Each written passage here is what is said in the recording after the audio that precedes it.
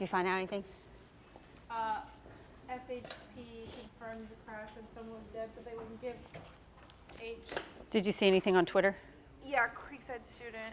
Bartram Trail tweeted they're sorry for their loss. Oh, the high school did? Oh. Twitter. Well, we can use that Yeah, if we the can use official that. high school, I think.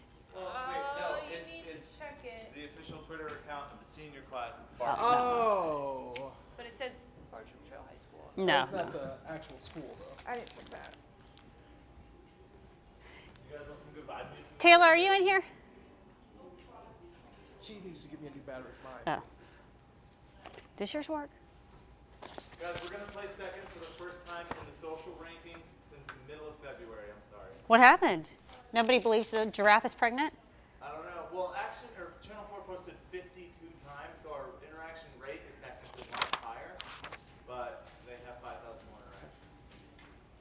I tried to bring it back. Our numbers are good. Where did Taylor? Hey, Taylor, this doesn't work. Do you know how to fix it? Turn it off. No. Do you know how to fix it? No, mine's not working either. Jimmy said you can't no longer go through EMPS. You have to go through something else. The website itself.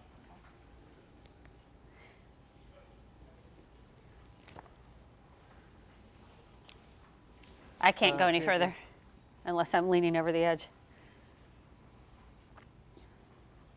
But that drug is putting a dent in Jacksonville Fire Rescue, meaning more of your tax dollars. Stephen Dial. Is Stephen live? Yes. Where is he? Just outside.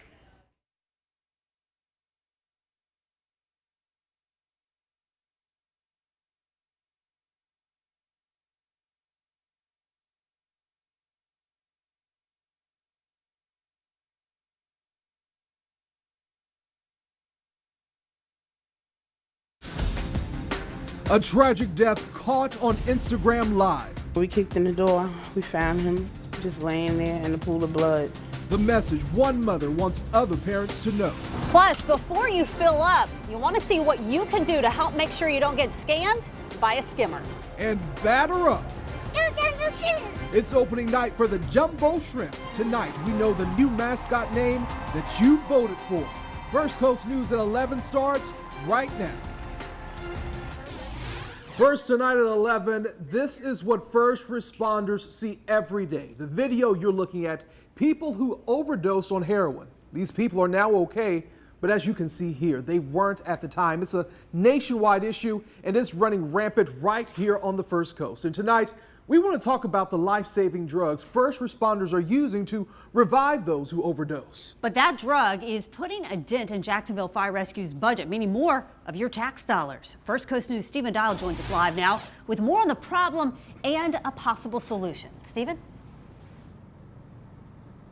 Heather, once every hour, JFRD is responding to a overdose here in Jacksonville. Last year, close to 4,000 overdoses, and they are using a life-saving drug called Narcan. It can get expensive, and they're using it more frequently than normal. Her lips are purple. There ain't no telling how long they've been sitting here. These are the chilling images first responders across the country are seeing more of. We need to know so we can save his life. People overdosed on heroin. Luckily for these individuals and others, there is a life-saving drug called Narcan. This is video of a man who overdosed. He's not breathing. First responder sprays the drug in his nose, and moments later, he's breathing again. You're doing it so many times a day that it becomes almost a second nature to be able to respond to them. Randy Wise is with JFRD. The heroin problem in Jacksonville has been a growing issue. It's really become taxing on the resources that we have. Last year, JFRD responded to nearly 3,500 overdoses. The year before, it was only 2,000. The issue is putting a strain on their budget because they are using so much Narcan. And all of our units are now becoming advanced life support units. They are advanced life support units, so those drugs are going on every one of these trucks. For a 7-month supply of Narcan, it costs JFRD nearly $80,000. Resupply costs $15,000 a month. But help could be on the way. Florida Attorney General Pam Bondi is working with multiple drug companies to give discounts for first responders to purchase the drug. Obviously it helps budget, but I think what it does, it really brings to light the crisis that we're in. The heroin issue is affecting all walks of life. JFRD spent $3 million in transporting overdose patients last year. But Wise says having the drug in every unit is saving hundreds of lives. That drug, once you give it, immediately counteracts the opioid effects, and immediately they're coming around. Now, this is a growing issue, as you saw in that story here in the Jacksonville area. Nationally, Randy Wise says that they are going to do everything they can to make sure that every unit still has Narcan. But again, hearing that information from Attorney General Pan Bondi, he says that information can't come soon enough. Reporting live downtown, Stephen Dial, First Coast News.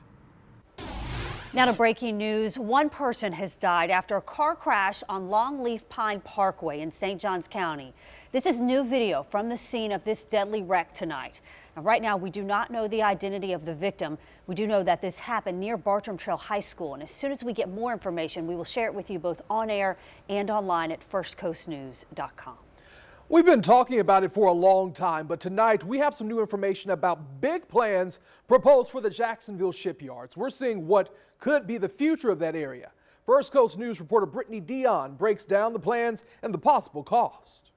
3 companies submitted plans in March to redevelop the shipyards and Metropolitan Park. Their visions are ambitious, to say the least. Hotels, restaurants, parks, apartments, and attractions like an aquarium, museums, and a 1,000-foot tower overlooking the river, and according to its developers, would put the city of Jacksonville on the international map. Very different in what they look to do. Timothy Gibbons, editor-in-chief of the Jacksonville Business Journal, has been around just about as long as the debate over what to do with the shipyards began. But all of them would transform the waterfront and have quite an impact on the entire development of the downtown area. The mixed-use development plans were submitted by Iguana Investments, that's Jaguar's owner Shad Khan's company, Texas-based firm Presidium Group, and a joint venture of West Holdings, EMJ Corporation, and Mission One Global Holdings. The joint venture named Jax One is estimated to cost the least at $350 million. The money would come from private investments.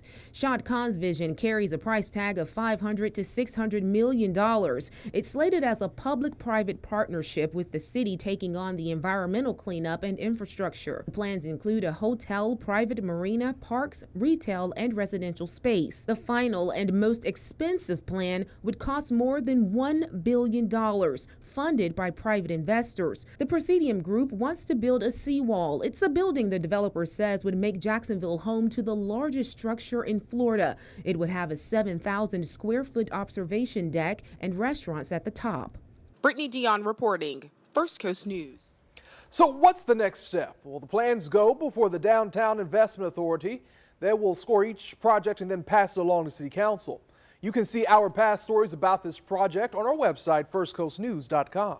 Now to Alachua County, where police pulled over 2 men, and during a traffic stop, they found gas skimmers, marijuana, and 50 fraudulent credit cards in the car. Now, the men were arrested. Just last month, we reported on 5 skimmers found on pumps around the First Coast. We are on your side tonight. I stopped by several gas stations earlier this evening to show you what you can do to protect yourself. There are several things that you can do to make sure you don't get scammed by a skimmer. First, pay in cash inside the store. Now, if you do decide to pay at the pump and you want to use a card, look for a pump that's closer to the store, because a lot of times these thieves are putting skimmers on pumps that are further away so that they don't get noticed. And look for security tape like this. A lot of gas stations are putting this on their pumps so that you can make sure it has not been tampered with.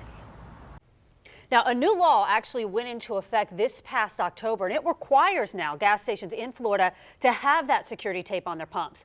Of the 4 gas stations that we visited tonight, 2 of them did not have security tape. That is some interesting information. Thank you for showing us that, Heather. A decision on whether or not Sheriff Gator DeLoach rightfully won the election in Putnam County will be decided in the next few days. The trial boils down to 42 potentially illegal votes. Voters who are said to have been felons, out of state and county residents, and even dead people.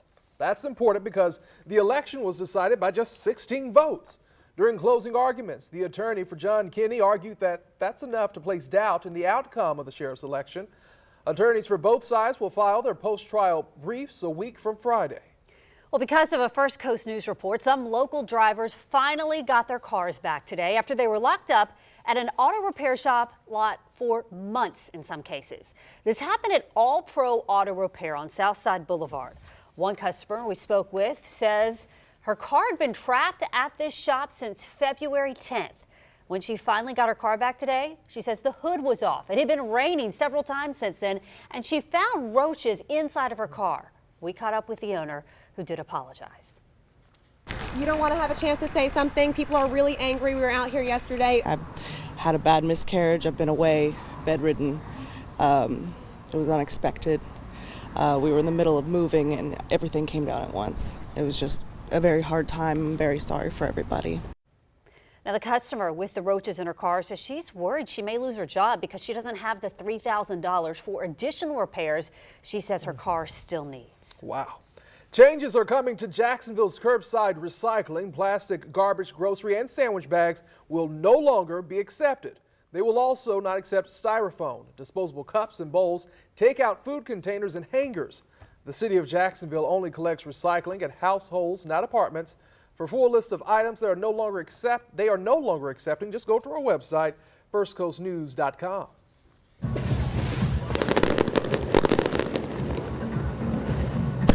Well, a home opener, a win, and fireworks. What else can you ask for? The Jumbo Shrimp kicked off their new season tonight with a bang. We could see the fireworks right here from the First Coast News newsroom.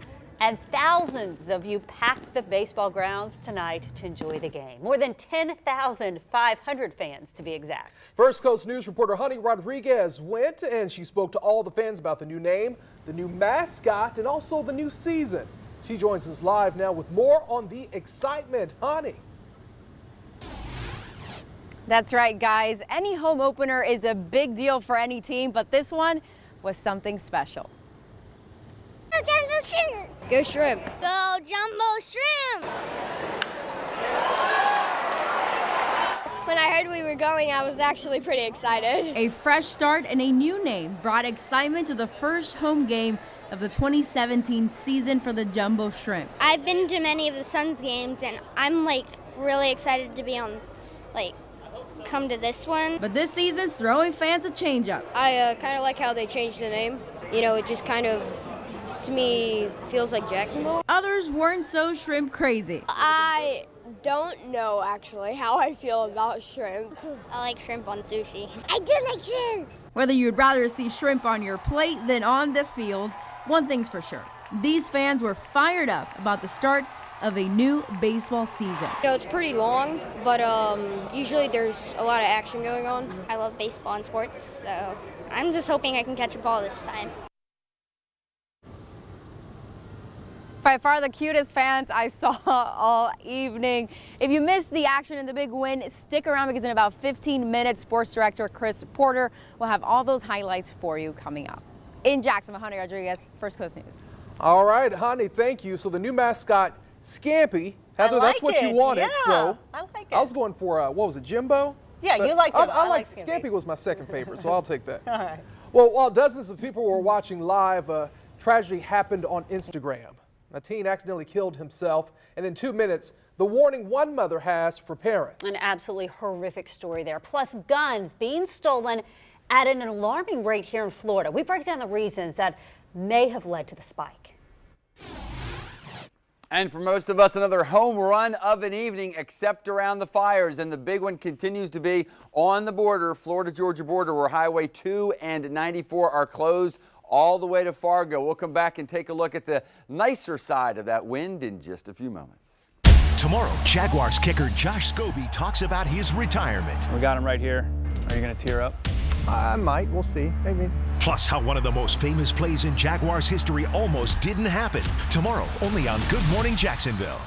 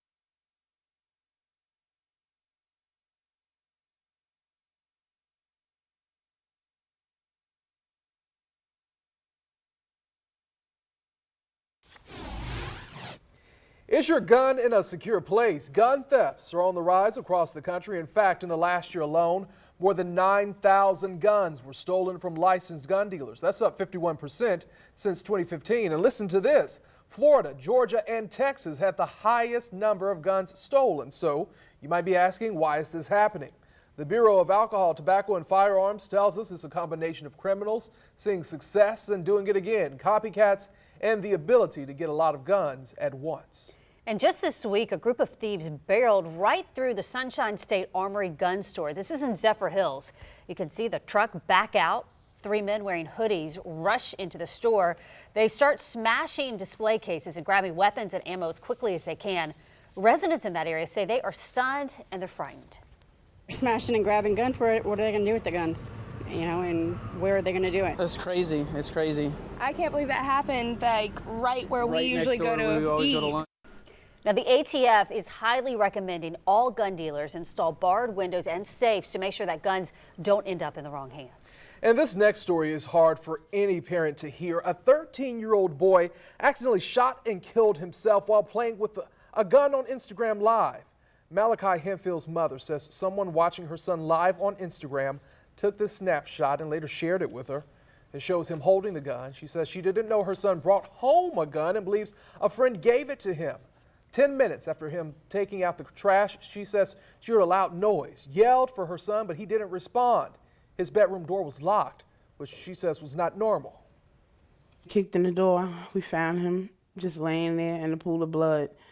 My daughter screamed and said, "Ma, turn his phone off." And as I proceeded to look at his phone, he was on Instagram Live.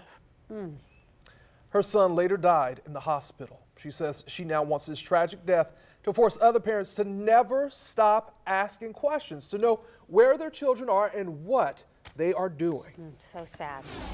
Well, new tonight, the CEO of United Airlines has canceled a planned speech at Jacksonville University that was scheduled for tomorrow. This comes in the midst of outrage over a passenger who was dragged off of a plane. CEO Oscar Munoz is a former executive for CSX. He still owns a home in Ponte Vedra. Meanwhile, United announced today that it will no longer use police to remove paid customers, and each passenger on that flight will be compensated.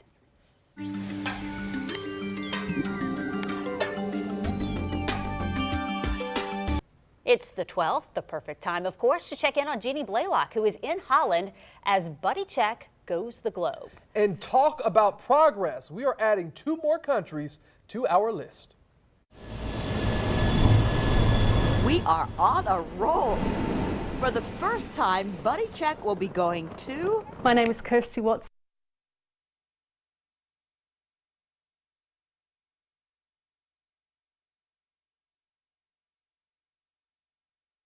Oh, I hate that we're having some trouble with that. Yeah, I know. I hate that. We're definitely going to have to get that problem resolved. They're just having a little technical difficulties. But the important message is it's Buddy Check 12 day. Make sure you do your self-exam. And Jeannie's spreading the message all the way over there in Holland. Yes, she is. So be sure to follow her on Facebook and Twitter. She's posting some great pictures and giving us a lot of great information.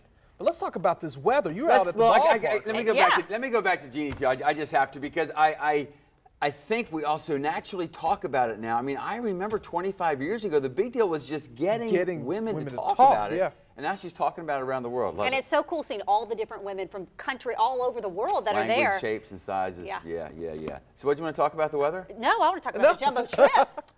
I never got to do any research. The lines were too long. Really? So I had a jumbo hot dog. I can tell you the jumbo hot dog was, well, excellent. All right, let's go back quickly now to the smoke, and then we're going to enjoy the rest of the Easter weekend. So we've talked about the big fire that still exists on the Florida-Georgia border, 8,400 acres now, and still 0 containment. So what about you folks around it? Well, in Folkestone, Hilliard, and Woodbine, remember, you're to the east of that big fire. You'll have an easterly wind all day tomorrow, so once again, that smoke will stay well to the west of you. What about elsewhere? Well, north of the Okefenokee, Waycross, Blackshear, Patterson, Hunter, again, that smoke blowing off to the west. So the smoke again tomorrow, and really for the next couple of days, it's going to stay well to the south of you. When I say smoke, I'm talking about the big fire on the Florida-Georgia border. So for coastal Glenn and Camden counties, you're in great shape with winds out of the east, occasional gusts of 25 during the afternoon. Lake City, again, Pretty significant fire expected to stay to the northeast. Now, on Friday,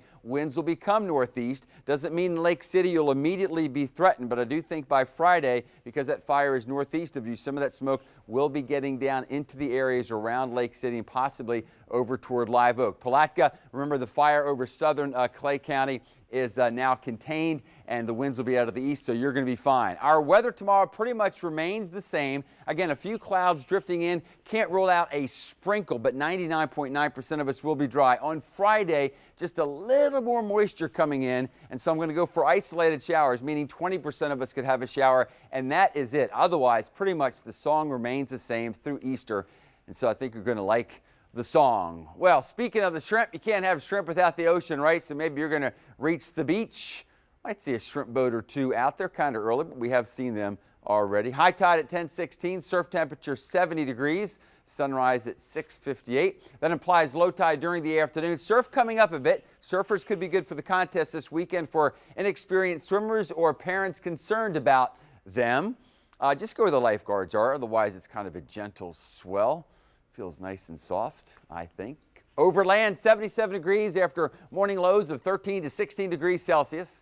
We'll have a few coastal sprinkles out there, and once again, a fresh easterly breeze to moderate whatever bit of heat you might feel. So really, in many spots, it's going to feel warmer at noon as opposed to later in the afternoon. Well, of course, here comes Easter. Friday looks good. Saturday, don't forget that it's Never Quit at the Beaches and the 49th annual Mandarin Art Festival, and I think Easter looks like a hoppin' good day all the way from sunrise 6:55, which implies first light at about 6 a.m. Of course, we continue to be in search of significant rain, maybe just maybe a slight uptick in the chances of showers as we head toward Tuesday and Wednesday.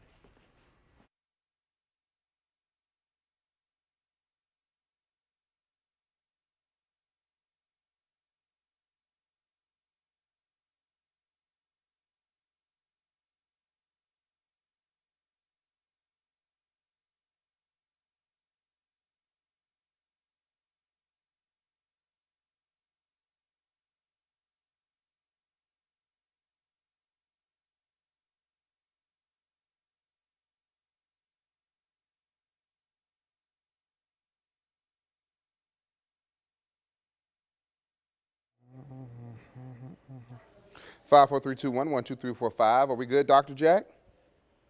Brian Adams is one of the jumbo shrimp you need to know.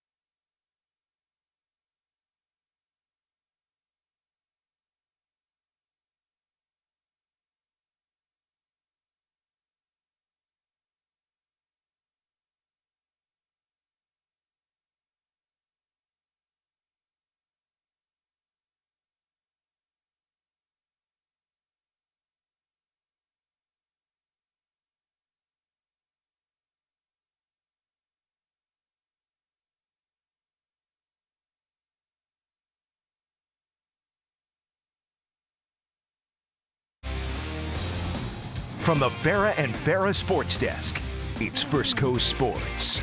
Hello, everybody. A sellout crowd of 10,477 could not have asked for better weather for the Jumbo Shrimps home opener tonight. Thank you, Tim Deegan, as the club opened a 5-game series with the Chattanooga Lookouts. And here's the new mascot, Heather and Anthony. His name is Scampy, as you told us earlier, voted by you, the fans. Oh, Mr. Dylan Peters, he had it working on the mound, striking out 2 in that first inning. Here come your Jumbo Shrimp. And here's something that you don't see every day. Austin Nolan loses his bat and watch this fan make a spectacular catch. Play of the night. Moments later, my friend, new bat, same person. Nolan says it must be a sale at the Avenues Mall because, yeah, he's shopping at that gap in left center field. That left fielder can't come up with it. 2 runs coming in to score, 2-0 Jumbo Shrimp. Later in the inning, Alex Yarbrough says, anything you can do, dog, I can do better. Bloop in the center field. That will get another run home to make it 3-0. The Shrimp will go on to win their home opener 7-1. Brian Anderson is one of the Jumbo Shrimp you need to come to the ballpark and check out. We're being told he won't be with the team for very long. Here's why. The third baseman is one of the best Marlins prospects on the roster, who could be in the majors real soon.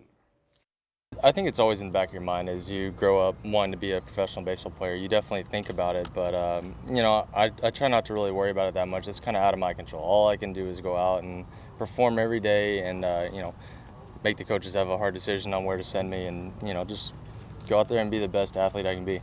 The 2017 college football season won't kick off until this fall, but Seminoles fans have plenty to be excited about in 2018. Here's why. The Seminoles will open the 2018 season at home against Virginia Tech on Labor Day night per reports. The Noles have not faced the Hokies since 2012. Jimbo Fisher was in Jacksonville last night, and he was only focused on the Noles opener this fall against Big Bad Alabama.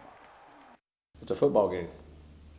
In 60 minutes, you play well, you're going to be a 100-yard stadium. It ain't going to be, it's a new one, but I bet you the field's the same dimensions as the ones in Tallahassee. Sure. I bet it's the same ones in Tuscaloosa. Guys, it's one, whether you win it or lose it, it's one football game. It's one win and one loss. You still got 11 other games. That's the way we look at it. We want to play well. We want to win the game. We'll be prepared to play it, but it's one football game. Gators quarterback Kyle Trask had surgery to repair a torn meniscus today. According to his coach Jim McElwain, Trask injured the knee in the Gators spring game and continued to play. Trask is expected to be sidelined for weeks. Bartram Trail grad and former Pitt quarterback Nathan Peterman is scheduled to have a private workout with the Jaguars next week. That's according to NFL Network's Ian Rappaport. Peterman is a guy who will catch the eye of a few teams in need of a quarterback, and he could be off the board by day 2. Former Jaguars defensive lineman Terrence Knighton is retiring after a season out of football. That's according to reports. Pot Roast, who is 30, is expected to pursue a coaching career. Knighton played 7 seasons in the NFL after being selected by the Big Cats in the 3rd round of the 2009 NFL Draft. 14 student athletes signed letters of intent at bowls this morning, from track to golf, lacrosse, swimming, and rowing. It's the 3rd signing day of the year for the Dogs. On this signing day alone, 3 student athletes signed to the U.S. Naval Academy, the U.S. Military Academy, and the Air Force Academy. Congratulations, guys.